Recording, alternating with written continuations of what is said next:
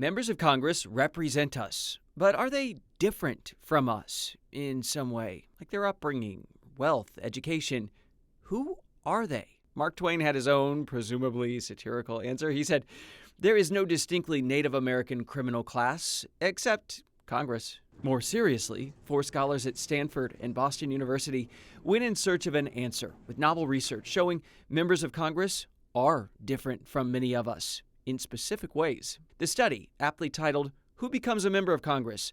uses de-anonymized census data. De-anonymized is very important because personally identifying census data, who you are, where you are, is only released after 72 years, meaning researchers had to work with the 1940 census. They looked at 557 adults who would be elected to Congress and 359 children who would later go to Congress also. It also includes roughly 45 million men and women in America, just for comparison. The future members of Congress were almost entirely white men, and they were elected between 1940s and 80s, pretty common profile at the time. So what else did we learn about who climbed to the top? For starters, they grew up in households with average earnings more than twice as large as the general population.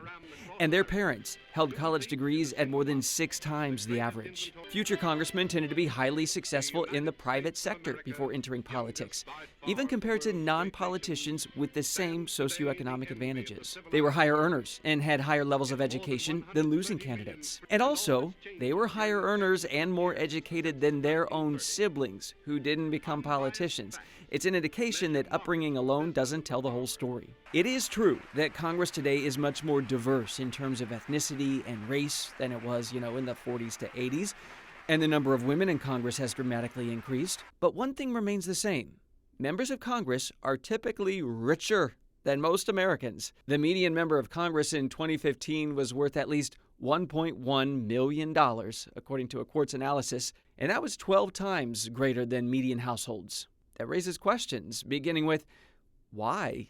Why do members of Congress tend to be richer than the general population? Is the financial strain of running for office too great for most people?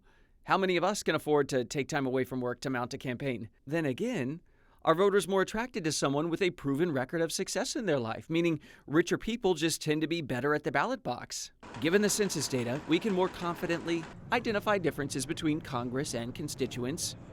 Do they matter? That's still up for debate.